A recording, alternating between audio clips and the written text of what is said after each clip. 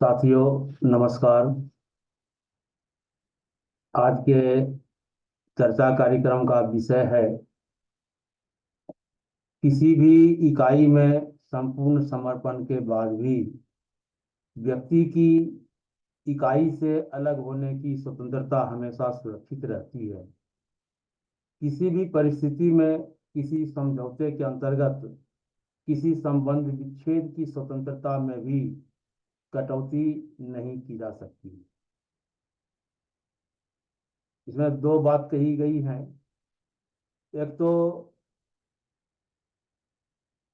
संपूर्ण समर्पण के बाद भी यदि हम किसी इकाई से जुड़े हुए हैं तो हमारी स्वतंत्रता भी वहाँ भी सुरक्षित है।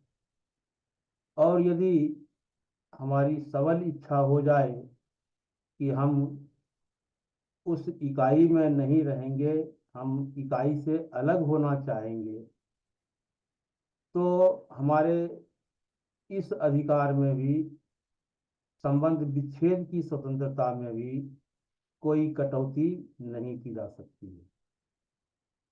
तो हम देखते हैं कि एक तरफ हम जुड़े रहते हैं और दूसरे तरफ हमारा पक्ष होता है कि हम अलग होने के लिए, संबंध विच्छेद करने के लिए भी स्वतंत्र होते हैं। आज हम किसी भी इकाई की इन्हीं बातों को लेकर आगे बढ़ेंगे अपने चर्चा कार्यक्रम में। यदि हम सचमुच में इकाई को समझ लेंगे और हमारे प्रशासनिक व्यवस्था में इकाई को क्या स्थान दिया गया है, उन्हें क्या हासिल है, उन्हें कितनी आज़ादी है और कौन सी इकाई किसी अन्य इकाई की स्वतंत्रता में बाधा पैदा कर रहा है, उनके अधिकारों का हनन कर रहा है, और किस इकाई का यह दायित्व है कि किसी भी इकाई के अधिकार हनन की सुरक्षा करे। मतलब वह उसे पूर्ण सुरक्षा दे कि कोई भी इकाई किसी अन्य इकाई के अधिकारों का हनन, उनकी स्वतंत्रता का हनन नहीं कर सकता है। तो ये कुल मिलाकर के ये बातें हैं। इसलिए इकाई को समझना, आत्मसात करना बेहद आवश्यक है। हम लोग सामाजिक कार्यकर्ता हैं और हम जिस लोक स्वराज्य की दिशा में बढ़ रहे हैं, जिस संविधान के प्रति हम चिंतन मंथन करते हैं, शोध कर रहे हैं, व्यवस्था कैसी चल रही है, कैसी होनी चाहिए, तो इन सारे विषयों को हम लोगों ने अपने जेहन में लिया है, अपने अभियान में शामिल किया है। इसलिए इकाईगत स्वतंत्रता और उनके संबंध विच्छेद की स्वतंत्रता, इकाई का अन्य इकाइयों के साथ संबंध और संविधान में व्यवस्था संचालन के लिए समाज के मूल इकाई को जगह ना दे करके समाज के ऐसे घटक जो समाज को तोड़ रहे हैं, तो तोड़ने वाले सामाजिक घटक को संविधान में स्थान दे दिया गया। एक्चुअली में जो हमारा एक समाज की इकाइयां हैं, व्यक्ति, परिवार, गांव, प्रखंड या जिला, प्रांत, राज्य, तो इस तरीके की व्यवस्था ना बना करके इन इकाइयों को, व्यवस्था की इन्हीं इकाइयों को स्थान ना दे करके संविधान में सामाजिक घटक हैं, सामाजिक विषय हैं, जाति, धर्म, लिंग भेद, भाषा, तो इन सबको स्थान दे दिया गया। हम आज व्यवस्था की, समाज की सबसे छोटी इकाई, मूल इकाई व्यक्ति से शुरुआत करते हैं। व्यक्ति जो है वह समाज की मूल इकाई है। कोई भी व्यक्ति वह परिवार से जुड़ा हुआ होता है और अनेक परिवार मिलकर, अनेक परिवार समूह मिलकर गांव का निर्माण करते हैं, जहां सब साथ साथ रहते हैं। समन्वय के साथ उनका सामाजिक जीवन का गुजारा होता है। समाज व्यवस्था की जो सबसे बड़ी इकाई है वह है समाज, यानी कि एक छोर पर व्यक्ति और दूसरे छोर पर, सबसे बड़े छोर पर समाज। ये दोनों मौलिक इकाइयां हैं। इनके बीच में राष्ट्र आता है। तो राष्ट्र जो है वह मौलिक इकाई नहीं है, वह जो है कृत्रिम इकाई है, जो व्यक्ति समूह की सहमति और समाज की स्वीकृति से बनता है। व्यक्ति कृत्रिम इकाई नहीं है, लेकिन राष्ट्र कृत्रिम इकाई होता है। व्यक्ति समूह अपनी सहमति से इसे निर्माण करता है, बनाता है, राष्ट्र का निर्माण करता है और सर्व समाज की, विश्व समाज की स्वीकृति होती है। राष्ट्र व्यवस्था का संचालन करता है अपनी भौगोलिक सीमा में। भौगोलिक सीमा के बारे में और एक बात है कि राष्ट्र की अपनी भौगोलिक सीमा होती है, लेकिन क्या ये चालू ही नहीं हुआ क्या? देखिए तो मेरा फिनिश हो गया। तो ये जो है ये मौलिक इकाई है, व्यक्ति और ठीक। और राष्ट्र का निर्माण जो है वो इस तरीके से होता है। राष्ट्र व्यवस्था के संचालन के लिए इकाईगत वह स्वतंत्रता राष्ट्र प्रदान करता है, लेकिन वर्तमान लोकतंत्र में एक तो इकाई को उन्होंने संविधान के द्वारा गड़बड़ कर दिया। इकाई की स्पष्ट परिभाषा नहीं बनी, और दूसरा कि जो सामाजिक विघटन के तत्व हैं, जो सामाजिक विघटन के कारण हैं, जो मैंने अभी कहा आपसे, भाषा, लिंग, जाति, धर्म, तो इन सबको व्यवस्था में स्थान दे दिया गया। इनकी महत्ता बढ़ा दी गई और मूल इकाई की महत्ता को कम कर दिया या संविधान से ही बाहर कर दिया। लोकतंत्र में या हम लोक स्वराज्य में इसको समझना बहुत आवश्यक होता है। हम लोग गांव की बात करते हैं, हम लोग परिवार की बात करते हैं, लेकिन आज जो है गांव, परिवार और गांव यह गाउन हो गया है और इसकी जगह पर व्यक्ति को स्थान हासिल हो गया है, महत्वपूर्ण स्थान हासिल हो गया है। आज परिवार को लोग नहीं देख रहे हैं, बल्कि व्यक्ति के, उनका परिवार है, यानी कि व्यक्ति का परिवार है, तो व्यक्ति के नाम से ही जो है उनको जानते हैं। संविधान ने भी जो है व्यक्ति व्यक्ति को महत्व दे करके परिवार को बहुत कम महत्वपूर्ण कर दिया है, परिवार को छोड़ ही दिया है। और गांव भी जो है वो ऐसा है कि गांव की अपनी कोई व्यवस्था नहीं है, तो गांव ग्राम पंचायत के अंतर्गत शामिल हो जाता है। तो ग्राम पंचायत एक ऐसा वहम उत्पन्न करता है कि सरकार बताती है, राजनेता समझाते हैं कि भाई हमने तो आपको अधिकार दिए हैं, ग्राम पंचायत को सारे अधिकार हैं और ग्राम पंचायत गांव को देख रेख करता है। लेकिन ग्राम पंचायत जो है वो सरकार का प्रतिनिधि होता है। ग्राम पंचायत को भी अपना पंचायत लेवल पर पंचायत की सीमा में, भौगोलिक सीमा में जितने भी विषय हैं आने वाले, पंचायत की सीमा में आने वाले उन विषयों पर भी जो है पंचायत को अपना कोई अधिकार नहीं है। उनको जो है कोई आज़ादी नहीं है कि वह अपना निर्णय कर सके।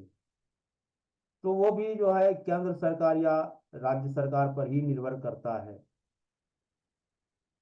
राज्य का जो दायित्व है वो व्यक्ति की सुरक्षा को लेकर के, आम नागरिक की सुरक्षा को लेकर के, लेकिन व्यवस्था सुरक्षा को कम महत्व दे रही है और अपने कर्तव्य को गिना रही है।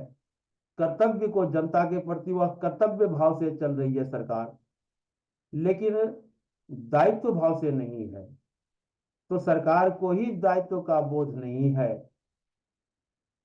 और वह खुल करके अपने दायित्वों से बचना भी चाहती है।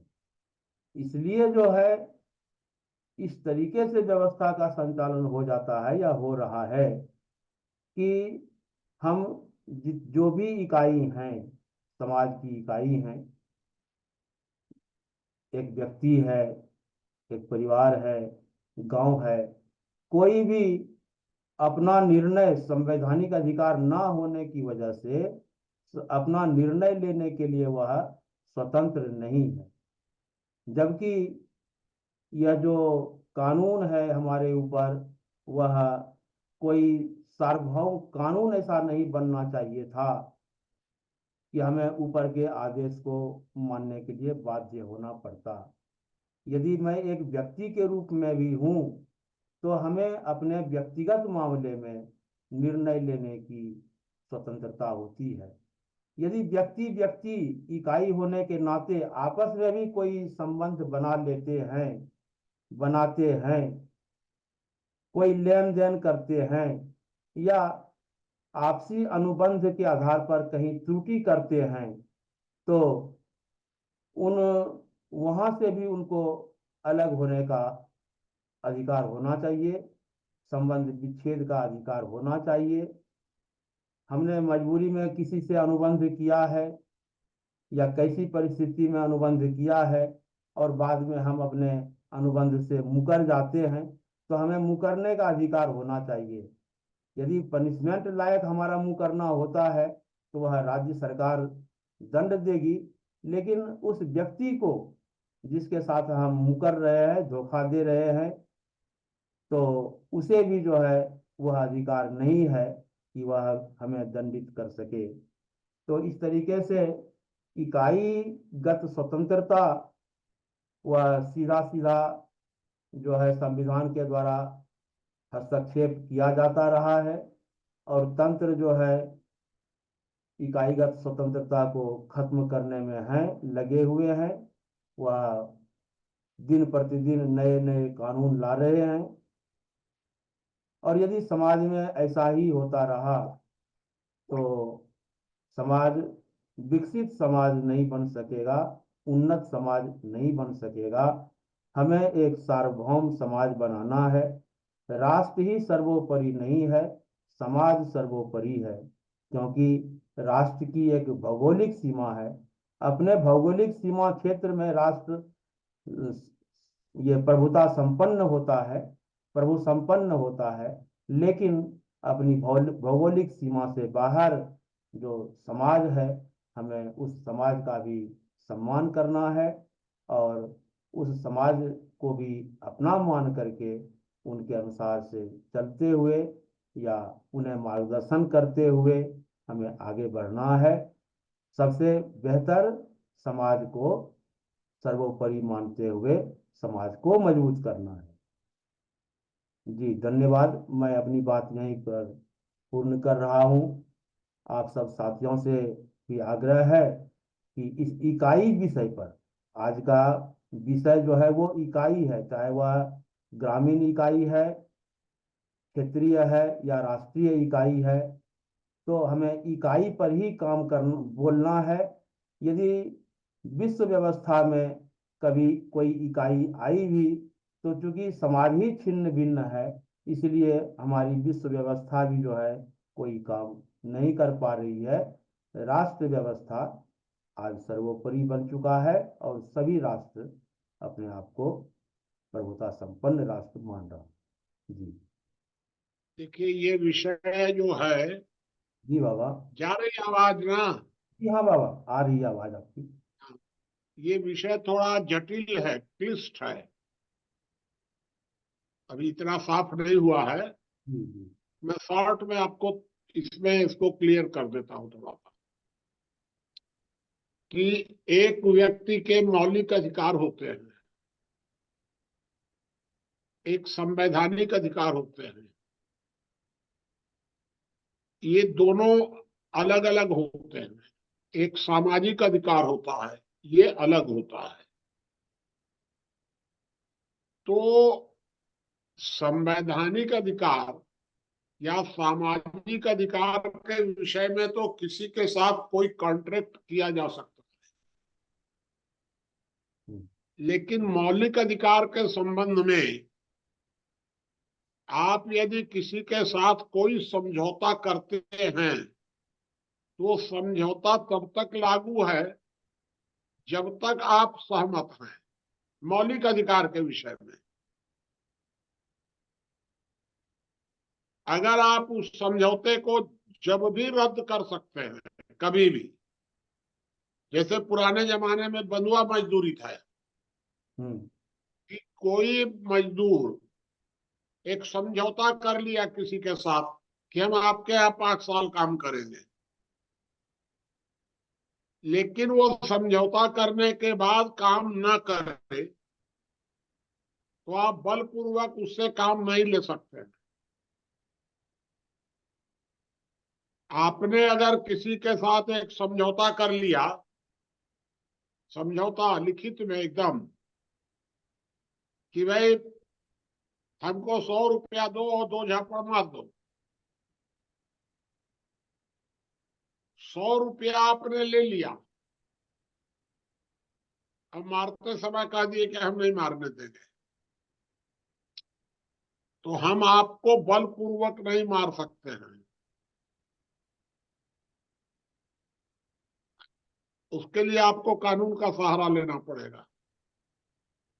तो देखिए, 2 बातें ध्यान रखिए कि व्यक्ति के मौलिक अधिकार उसकी सहमति तक ही संयुक्त हो सकते हैं। जब तक वो सहमत है,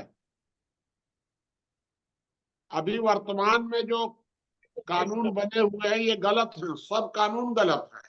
माझी की छूट उतनी ज्यादा नहीं रह जाएगी, माझी को पता है, और इसीलिए वो फ्लोर टेस्ट से पहले ही अपनी बार्गेनिंग कैपेसिटी बढ़ाना चाह रहे हैं और उसका फायदा उठाना चाह रहे हैं कि आधुनिक चालू है शायद, आप म्यूट कर लीजिए प्लीज। वो बढ़ा रहे हैं और लोग बच्चे कह रहे हैं, और पूरी बात सुन लीजिए तब कहिएगा, आप बीच मत अपना बंद बोलिए। कर लीजिए माइक। माइक अर्पित जी का टीवी चल रहा लग रहा है। हाँ अर्पित जी का। मैं ये कहना चाह रहा था आपसे कि देखिए, 2 बातें याद रखिए। मौलिक अधिकार व्यक्ति के व्यक्तिगत होते हैं, व्यक्तिगत, और व्यक्ति को किसी न किसी सामाजिक इकाई से जुड़ना ही पड़ेगा। और जो ही आप जुड़ जाते हैं तो मौलिक अधिकार संयुक्त हो जाते हैं सबके। आपके मौलिक अधिकार उस समय परिवार में जुड़ गए, लेकिन वो तब तक जुड़े हुए हैं जब तक आपकी सहमति है। परिवार आपसे ये नहीं कह सकता है कि आप जुड़ते समय तो आपने कहा था, ऐसा ऐसा वादा किया था, आज आप वादा तोड़ रहे हैं। हम तोड़ सकते हैं। आप जाइए, कोर्ट में जाइए, समाज के पास जाइए, जो निर्णय होगा वो होगा, लेकिन हम वादा तोड़ सकते हैं। वर्तमान में जो शादी संबंधों के लिए जो कानून बनाए गए हैं कि अगर एक पति पत्नी दोनों ने एक कॉन्ट्रैक्ट कर लिया, विवाह तो एक कॉन्ट्रैक्ट है, हम उसको अब जिस तरह से मान लें, लेकिन वो कानूनी दृष्टि से केवल कॉन्ट्रैक्ट है और कुछ नहीं। तो जो कॉन्ट्रैक्ट हम कर लिए, अगर उस कॉन्ट्रैक्ट को हम तोड़ना चाहते हैं, कोई एक दोनों में से कोई भी एक तोड़ना चाहता है तो तुरंत तोड़ सकता है।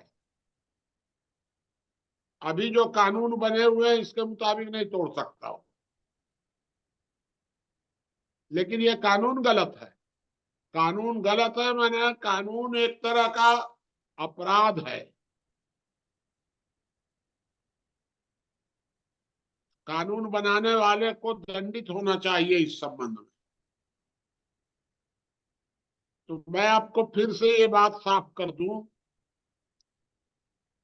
कि कोई भी मौलिक अधिकार का समझौता व्यक्ति की सहमति तक ही जिंदा रहता है। जहां व्यक्ति असहमत हो गया तो वो कॉन्ट्रैक्ट टूट जाएगा, विवादास्पद हो जाएगा। ये मोटी मोटी बात ये है। तो इस संबंध में अब क्या है कि जब आप परिवार के साथ जुड़े तो परिवार से आपका कॉन्ट्रैक्ट हो गया कि हमारे सारी स्वतंत्रता परिवार में विलीन हो गई। विलीन हो गई मतलब समाप्त नहीं हुई है, ये ध्यान रखिएगा। मौलिक अधिकार कभी समाप्त नहीं होते हैं। तो विलीन होने का मतलब यह है कि संयुक्त तो हो गई। ये है मोटी बात। तो इसको, ये है बहुत जटिल, क्योंकि ये जो सिद्धांत मैं आपको बता रहा हूं, हो सकता है ये सारी दुनिया के लिए नई बात सारी दुनिया के लिए मैं जो कह रहा हूं हो सकता है, या कहीं दुनिया में होगा तो होगा, अन्यथा मैं आश्वस्त हूं कि दुनिया में कहीं नहीं है ये बात। क्योंकि मौलिक अधिकार की परिभाषा ही दुनिया में अभी नहीं बनी है, तो दुनिया इस संबंध में क्या बताएगी। ये मोटी बात है, इसलिए ये बहुत महत्वपूर्ण बात है। मैं फिर से एक लाइन में आपको बता दूं कि मौलिक अधिकारों का समझौता तब तक मान्य है जब तक कि आपकी सहमति है। आपने, समझ लीजिए कि आपने किसी से कहा कि भाई तुम हमको 100 रुपया दे दो, कल तुमको हम 1000 रुपया दे देंगे, और मैं 100 रुपया ले लिया आपसे, और कल मैं 1000 आपको नहीं दिया। आप हमसे 1000 रुपया नहीं ले सकते। उसके लिए आपको कोर्ट जाना पड़ेगा, और कोर्ट जो निर्णय करेगा वो होगा। ये है मोटी बात। अगर ये पूछेगा कि भाई तुमने वादा किया था, तो हाँ किया था, मैं तो लिख के दिया हूं आपको 1000 रुपया दूंगा, लेकिन मैं नहीं दूंगा। ये मेरी स्वतंत्रता है इनकार करने की। जो बस मैं मोटी मोटी बात आपको बता दिया, ये दुनिया के लिए नई बात है एक तरह से, लेकिन मैं आपको इस बात को बता रहा हूं। इस पर आप और अपने तर्क देंगे, आप प्रश्न करेंगे तो और बात खुलेगी, मैं भी उत्तर दूंगा इस संबंध में कि भाई आखिर ऐसा मैं क्यों बोल रहा हूं। ये है। चलिए आगे आप लोग कुछ कहना हो, कोई प्रश्न हाँ करना हो तो बताइए। हाँ संजय भाई। हाँ जी संजय हाँ भाई, बताइए। जी हाँ प्रेमनाथ जी बोलिए। ये कह रहे हैं हम्म। कि ये किसी भी इकाई में संपूर्ण समर्पण के बाद भी व्यक्ति से अलग होने की स्वतंत्रता हमेशा सुरक्षित रहती है, और वह किसी भी परिस्थिति में अपना संबंध विकसित करने में कटौती भी कर सकता है। तो मुझे तो लगता है कि दोनों परिस्थिति में व्यक्ति का जो मौलिक अधिकार है सुरक्षित रहना चाहिए, या रहता ही है, जैसा कि मुनि जी कह रहे हैं। तो उदाहरण स्वरूप देखा जाए तो किसी भी पॉलिटिकल पार्टी में जो पार्टी के लिए काम करता है वो पूर्ण रूप से समर्पित होता है और उससे सहमत भी रहता है, तभी उसके लिए वो काम करता है। लेकिन पार्टी कभी कभी उसके मौलिक अधिकार का भी हनन करती है, उसके अनिच्छा के बावजूद भी उससे अपने पार्टी का हित या पार्टी की का सिद्धांत थोपती है। अगर वो नहीं मानता है तो उसको निकाल देती है। तो वहाँ तो व्यक्ति का जो मौलिक अधिकार है वो वहाँ सुरक्षित नहीं दिखता है। जो इकाई है, मान लीजिए विधायिका है, तो विधायिका अपने किसी भी पार्टी के विधायक, एमएलए, एमपी को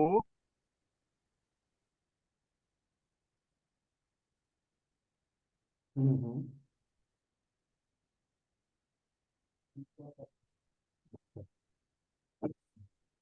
प्रेमनाथ भाई, अब आपकी आवाज नहीं आ रही है। चलिए मैं बता दूं आपको इस संबंध असल में। में हाँ यहाँ बताइए।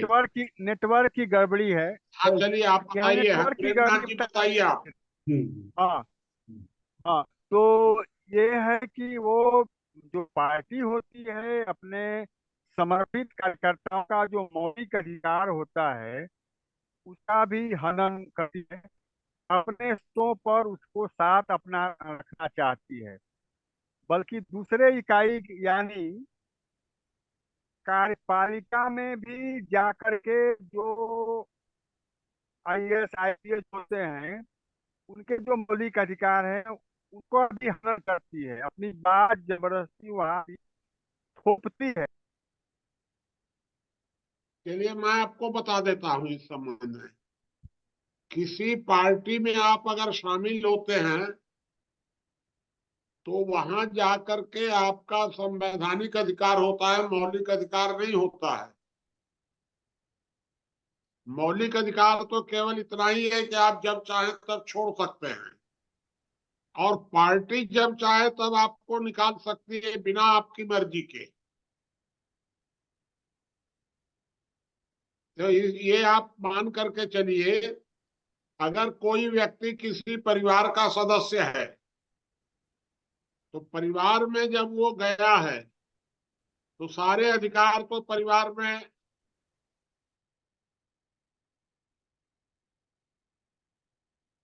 अब बाबा आपकी आवाज अब नहीं आने लगी है। तो वाईफाई बहुत कमजोर है, आज मेरा भी बंद हो गया। नहीं, आ रही आवाज है, आ स्पष्ट आ रही है। रही है। हाँ हाँ अब तो आने आ लगी। रही है, आ मैं रही है। ये कह रहा हूं बोलिए। कि आपका वो मौलिक अधिकार नहीं है। संवैधानिक अधिकार। पार्टी जब चाहे तब आपको निकाल सकती है। परिवार में आप शामिल होते हैं तो परिवार में आपका केवल इतना ही मौलिक अधिकार है कि आप जब चाहें तब परिवार छोड़ सकते हैं, बस। लेकिन परिवार को यह संवैधानिक अधिकार है कि जब चाहे आपको निकाल सकता है। ये परिवार का अधिकार है और आप इनकार नहीं कर सकते उसके लिए, क्योंकि आपका उसका कॉन्ट्रैक्ट है। एक ये सवाल है। हाँ एक सवाल ये है कि अगर कोई व्यक्ति ईडी या सीबीआई के हिरासत में रहता है तो हिरासत वहां भी में। तो उसके मौलिक अधिकार सुरक्षित रहने चाहिए। हाँ, तो उसके वहां मौलिक अधिकार सुरक्षित रहता है कि वो सस्पेंड रहता है? नहीं, मौलिक अधिकार उसके सस्पेंड हो जाते हैं उस समय हिरासत में। हिरासत का मतलब ये हुआ कि किसी विश्व स्तरीय व्यवस्था के अंतर्गत, मतलब आपको आपको अगर मौलिक अधिकार छीना गया है तो कानून के द्वारा ही छीना जाएगा, एक बात। और दूसरी बात उसमें भी कि मौलिक अधिकार संविधान भी नहीं छीन सकता है। संविधान को मौलिक अधिकार छीनने का अधिकार नहीं है। मौलिक अधिकार को विश्व व्यवस्था के द्वारा बनाई गई कोई व्यवस्था छीन सकती है, तो इसलिए उसको मान्यता दी गई है सरकार को। और सरकार विश्व व्यवस्था का प्रतिनिधित्व करता है कोर्ट। तो भारत का जो कोर्ट है वो सिर्फ भारत का ही कोर्ट नहीं है, वो विश्व व्यवस्था का प्रतिनिधित्व कर रहा है मौलिक अधिकार के मामले में, सिर्फ मौलिक अधिकार। लेकिन प्रेमनाथ जी और आप पूछिए इस पर, तो बाकी लोगों को भी नहीं कुछ तो क्लियर होगा। लेकिन जो धारा 21 है, जो ससम्मान जीने का जो अधिकार दिया हुआ है संविधान ने, तो उन्हें कभी कभी मृत्युदंड का फांसी की सजा हो जाती है, तो वो उस समय वो सस्पेंड हो जाते हैं कि उस समय उसको जीने का अधिकार सुरक्षित रहता है?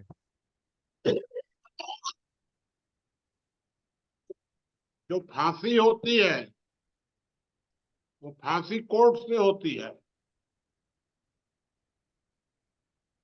फांसी व्यक्ति बारे पुलिस नहीं दे सकती है।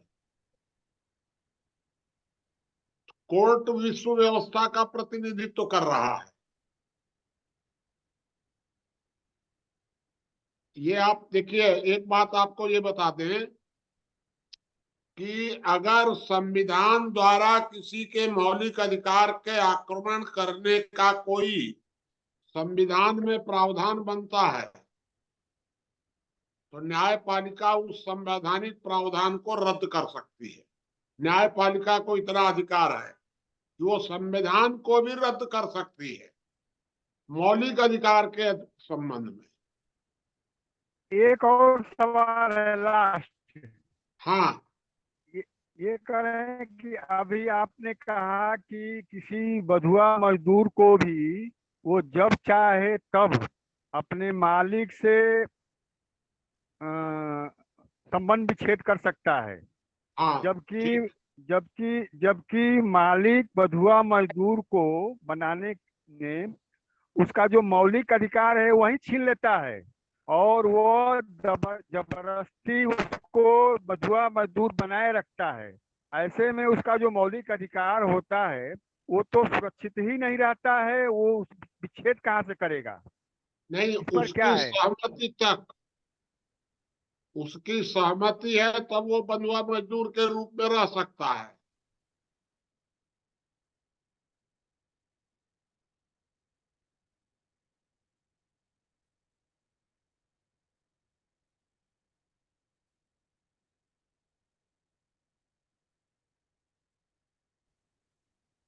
तो आप जाइए कोर्ट।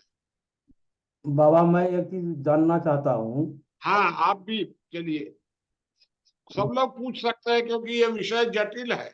जैसे पहले गुलाम बना लिए जाते थे, बंधुआ मजदूर। भैया फिर से चालू किया। अच्छा अच्छा।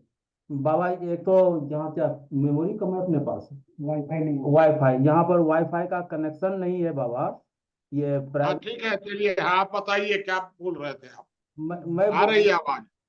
मैं बोल रहा था कि बाबा कि जैसे अभी बंधुआ मजदूर की बात हुई, तो ये तो थोड़ा बेहतर स्थिति है बंधुआ मजदूर मजदूर का, लेकिन जो पहले गुलाम बना लिए जाते थे, तो वो गुलाम भी जो है विद्रोह करके गुलामी से मुक्त हो जाते थे कुछ अश्वेत लोग जो गुलाम बनाए जाते थे।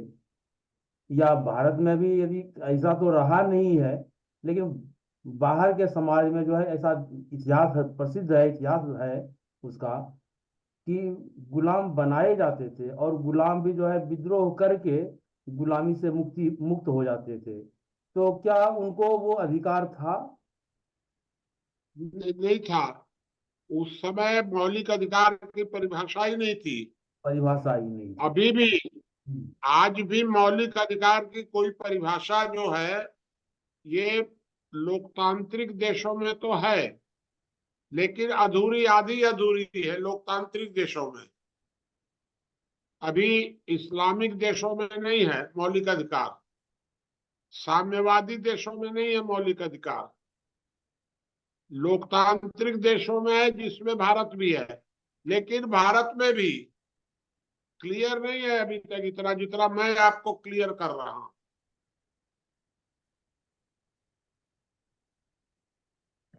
जैसे आपको ये लगेगा कि जी। संपत्ति तो मौलिक अधिकार है, तो सरकार बिना आपसे पूछे टैक्स कैसे लेती है, ये आपके दिमाग में एक प्रश्न खड़ा हो सकता है। तो ये बात सही है कि टैक्स लेने का उसको कोई अधिकार नहीं है, लेकिन वो ले कैसे सकती है, उसका अधिकार कब कब बन जाता है, क्योंकि आपने संविधान में लिख दिया है। आपने संविधान में लिखकर उसको परमिशन दे दिया है टैक्स लेने, तो आपकी सहमति है वो। लेकिन आप अगर कह दें कि हम टैक्स नहीं देंगे, तो सरकार आपका कुछ नहीं कर सकती है, आपको देश से निकाल सकती है, यानी क्योंकि संपत्ति मौलिक अधिकार है। हम्म,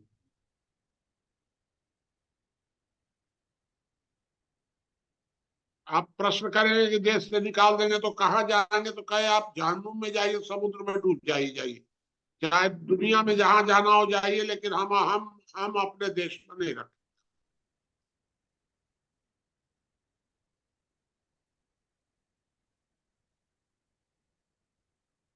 चलिए, इसको और आप लोग समझिए और कोई बात पूछिए। और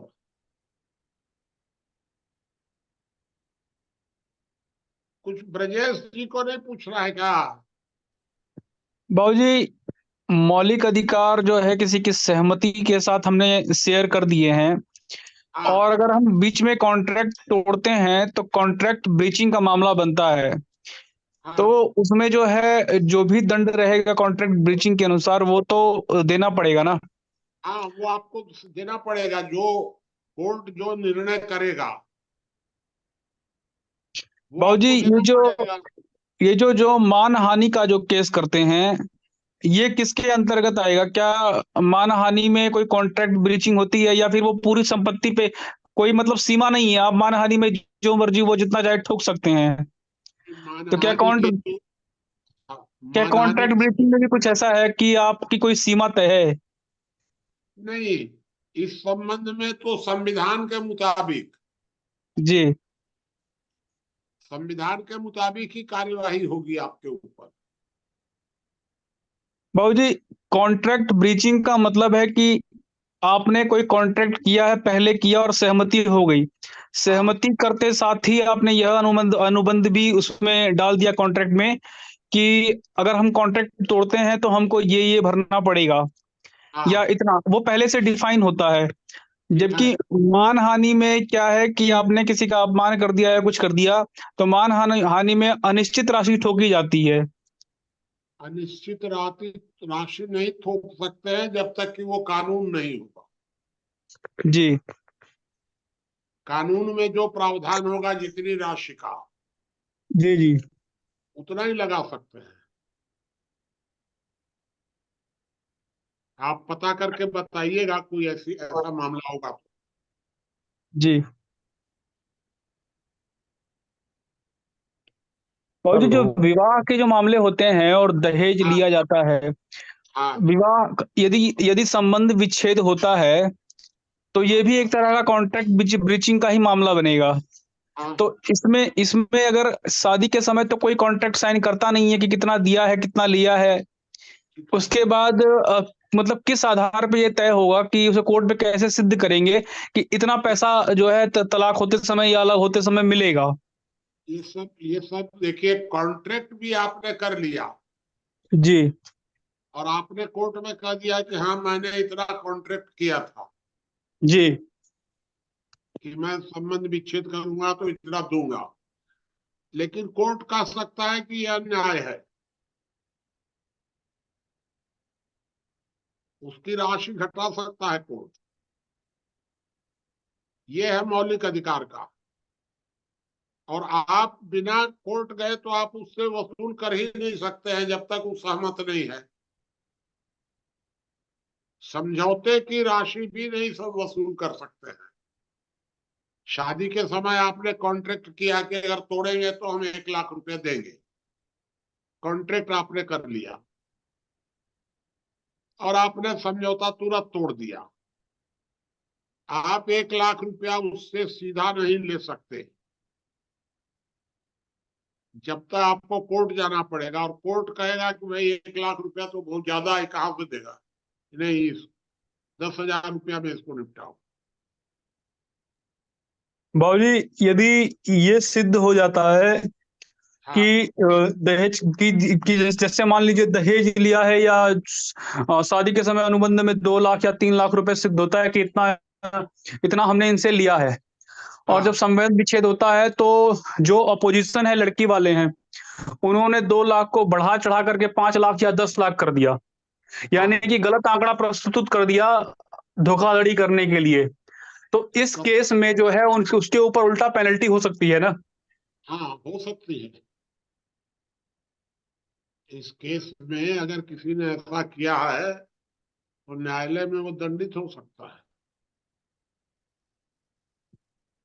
एक अभी चीज भी ये और तो है, कानून है, एक अभी भी सवाल है। ये है, हाँ एक सवाल ये बताइए। है कि हम मान लीजिए किसी के साथ व्यापार के समझौता करते हैं और हाँ व्यापार का जो कुछ दिन के बाद संबंध विच्छेद हो जाता है या हम व्यापार आपके साथ नहीं करेंगे, तो ठीक उसमें है। कहीं मौलिक अधिकार कहाँ आ आता है? नहीं, हमने समझौता किया और हमने कर दिया कि व्यापार हम आपके साथ नहीं करेंगे, तो ये जी आपकी स्वतंत्रता है। आप उसको व्यापार करने के लिए बाध्य नहीं कर सकते। आप कोर्ट में जाइए और उससे जो भी आपको ब्रीच ऑफ कॉन्ट्रैक्ट का जो भी होगा, आप हर्जा नुकसान जो आपका हो रहा है वो नुकसान की भरपाई हो सकती है, लेकिन व्यापार करने के लिए बाध्य नहीं किया जा सकता।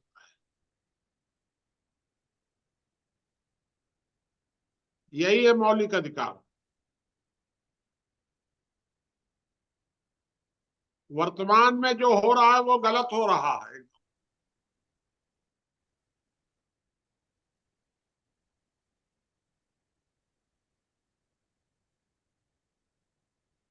तो बाबा इस तरीके से सॉरी हाँ बताइए।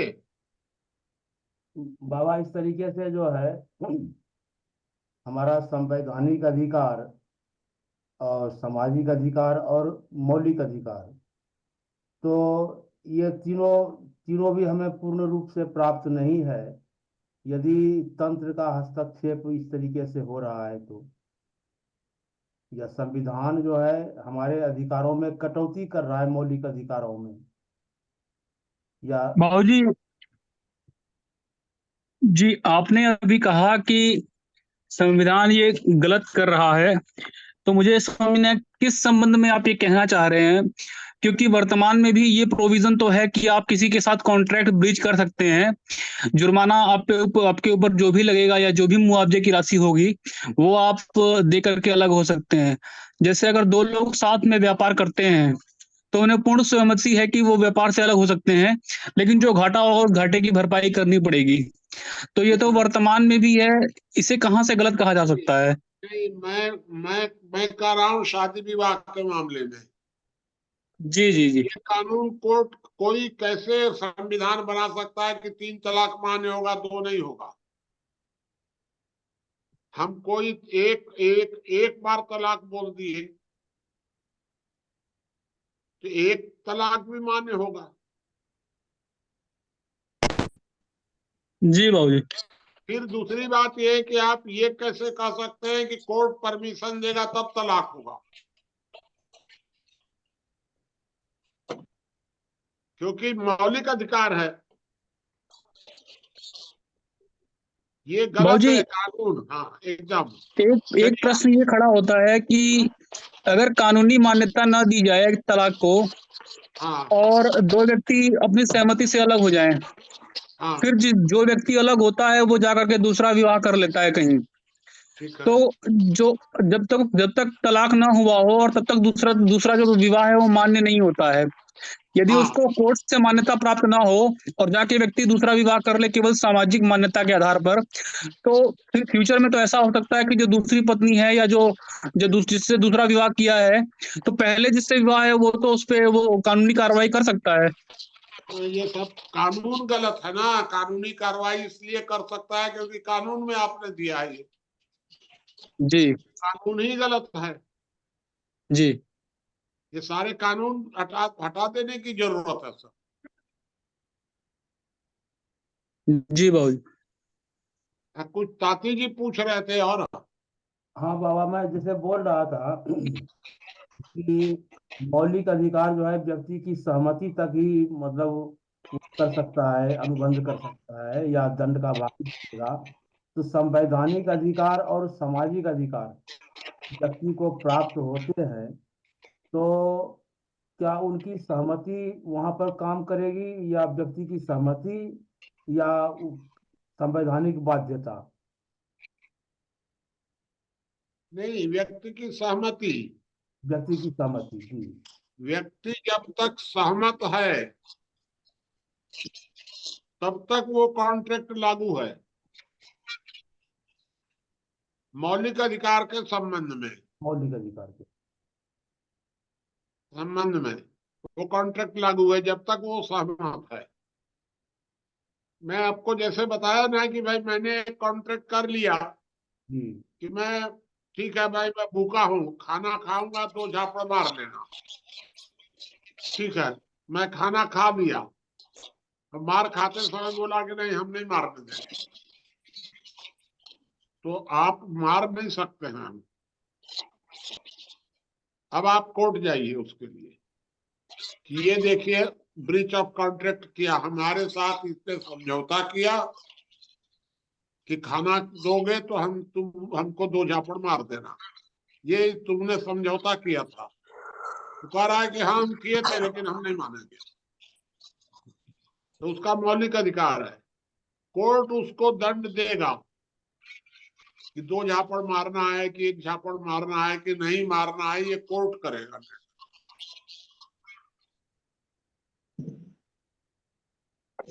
बाबूजी नमस्ते।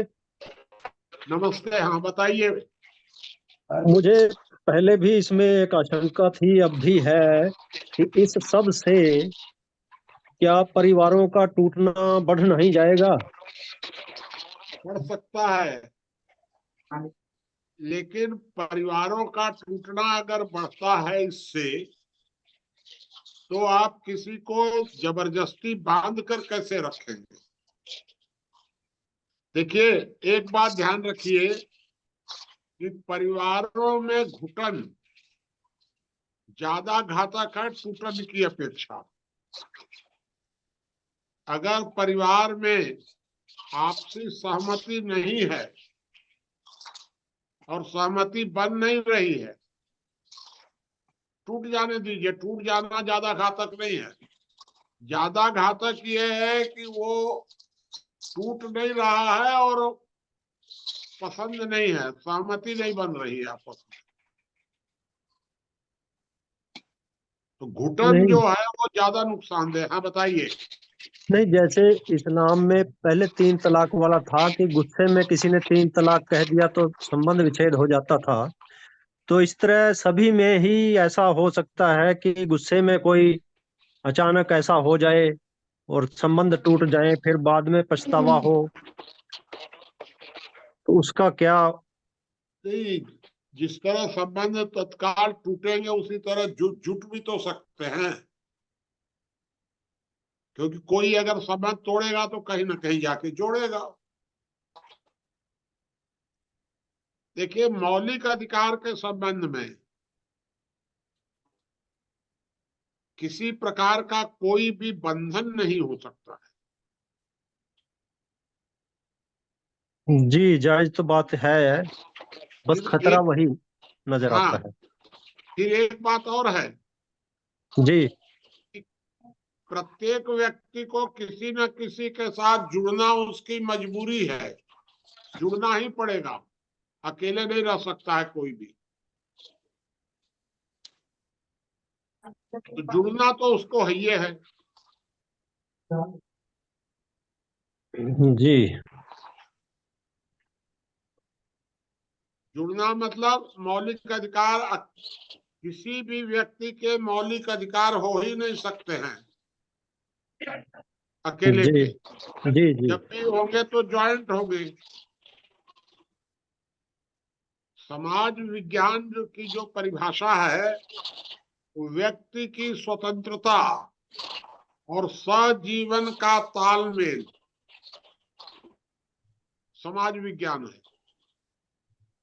व्यक्ति की असीम स्वतंत्रता और सहजीवन की मजबूरी, उसको जुड़ना ही पड़ेगा। ये बड़ा पेचीदा है पूरा मामला। जी अगर कोई आपसे टूट भी गया तो कहीं ना कहीं तो जाके उसको जुड़ना पड़ेगा ना, अकेला कैसे रहे। नहीं, जैसे शादी हुई है कोई नई, वो हाँ, थोड़े वो 10-15 दिन में उसका मतलब वो भंग हिसाब, हो जाए, मान लीजिए जो हो जाए, तो वो तो दोबारा मायके में जाके जुड़ेगा। नहीं, कहीं जाके जुड़े, वो उससे कोई मतलब नहीं है। आप जी जो बता रहे हैं वो सामाजिक व्यवस्था है, जी जी जी जी लेकिन संवैधानिक व्यवस्था के अंतर्गत वो मैके में जुड़े, कहीं दूसरे के यहाँ जाकर के जुड़ जाए, कहीं किसी के साथ जुड़ जाए, उससे कोई मतलब। जी।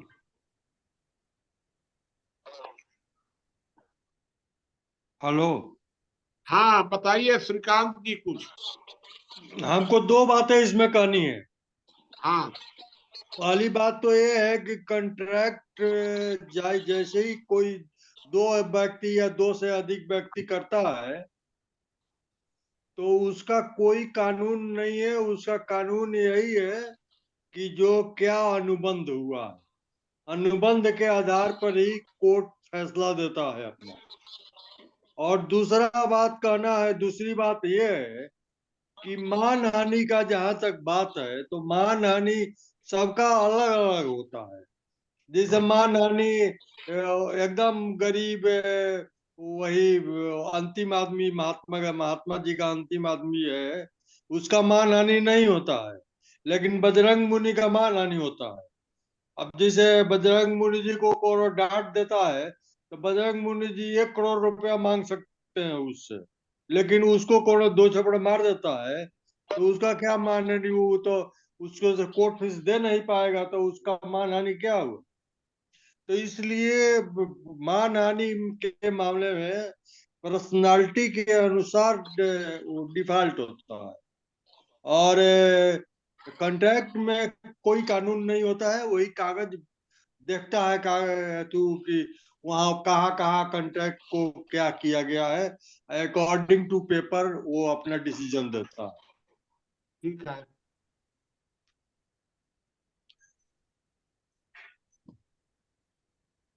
देखिए, मैं जानता हूं कि आज जो बात हो रही है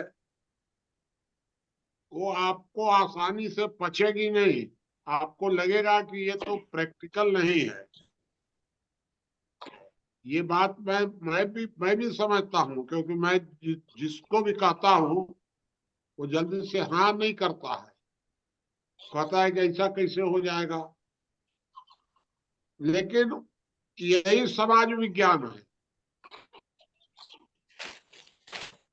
बाबा, तो प्रश्न ये उठता है हाँ, कि क्या भारतीय संविधान हमारे प्राचीन भारत की सांस्कृतिक धरोहर को तोड़ने का काम नहीं कर रहा है?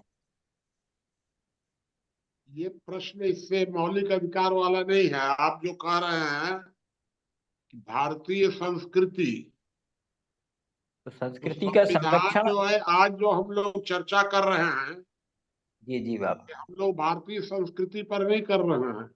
आज चर्चा कर रहे हैं हम लोग समाज विज्ञान पर। हाँ, समाज के मूल्यों को, जो विरासत है, वही तो सामाजिक हाँ, मूल्य है हमारे। नहीं, भारतीय संविधान तो बहुत गलत है।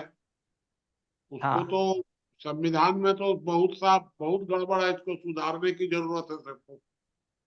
तो बात तो यही है, क्योंकि संविधान स्वतंत्रता और स्वच्छंदता में कैसे फर्क और स्वतंत्रता क्या।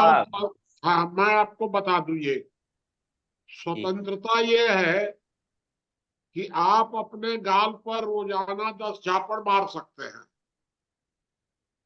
आप आत्महत्या कर सकते हैं, आप अपना अंग भंग कर सकते हैं, आप अपने को दिन भर गाली दे सकते हैं, ये आपकी स्वतंत्रता है। लेकिन आप दूसरे की स्वतंत्रता का हनन नहीं कर सकते। आपकी स्वतंत्रता की सीमा बिल्कुल बनी हुई नहीं है, असीम स्वतंत्रता है वहां तक जहां तक कि दूसरे की स्वतंत्रता को वो उल्लंघन न करे। ये संविधान में जो सीमाएं बनाई गई है, ये गलत है। बाबा। स्वतंत्रता तो, स्वतंत्रता की सीमा तो प्रकृति से बनी हुई है। स्वतंत्रता सबकी की स्वतंत्र, हाँ, व्यक्ति बताइए। मात्र, व्यक्ति मात्र तो स्वतंत्र है ही नहीं। और हाँ, स्वतंत्रता, स्वतंत्रता तो व्यक्ति की नाक पर ही आकर के खत्म हो जाती है। ठीक तो है। क्योंकि वो हाथ में हिलाता है तो किसी ना किसी के परिवेश में दखलंदाजी करता है। अपने आप को गाली भी नहीं दे सकता, क्योंकि उससे उसकी माँ का स्वाभिमान जुड़ा हुआ है। वो उसकी माँ की शान शौकत में फर्क पड़ता है उससे। तो व्यक्ति स्वतंत्र नहीं है, जबकि संविधान स्वच्छंद छोड़ता है। क्या आप अपने आप को गाली दे सकते हो? स्वतंत्र इसके लिए स्वतंत्र नहीं है। भाई हम स्वतंत्र हैं क्या? सड़क पे घूम करके हम टॉयलेट कर सकते हैं? नहीं कर सकते, हम इसके लिए स्वतंत्र नहीं है। भाई वो, जबकि उसका प्रभाव किसी दूसरे पर नहीं, लेकिन परिवेश पर उसका प्रभाव पड़ रहा है। एक सवाल हमारा है लास्ट में, हाँ, ये पूछ ले। ये कह रहे हैं कि किसी को कोई अपमानित करता है और वो आदमी अदालत में जाता है, क्या और किसी का कोई, और फिर से एक कोई बार बताइए। किसी का कोई अपमान करता है और वह अदालत में जाता है, और अदालत में उस अपमान के बदले उसको सजा हो जाती है। तो ये हाँ, संवैधानिक अधिकार है कि मौलिक अधिकार है? उसका कहाँ हनन, क्या हनन होता है? ये ये ये ये संवैधानिक अधिकार है। मौलिक अधिकार तो कोर्ट का होता नहीं है।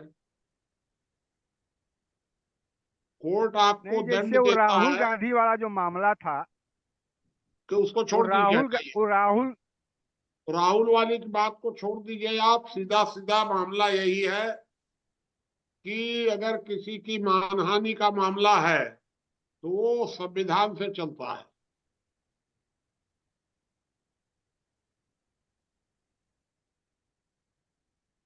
तो अच्छा। आज की चर्चा को समाप्त करिए। जी बाबा, समय हो गया है, आज की चर्चा को हाँ, देते हैं। फिर कभी जब चर्चा होगी आगे तो इस विषय पर और चर्चा हो सकती है, क्योंकि ये विषय इतना आसान तो है नहीं, जटिल विषय है बहुत। जी बिल्कुल। ठीक है बाबा। रवि जी।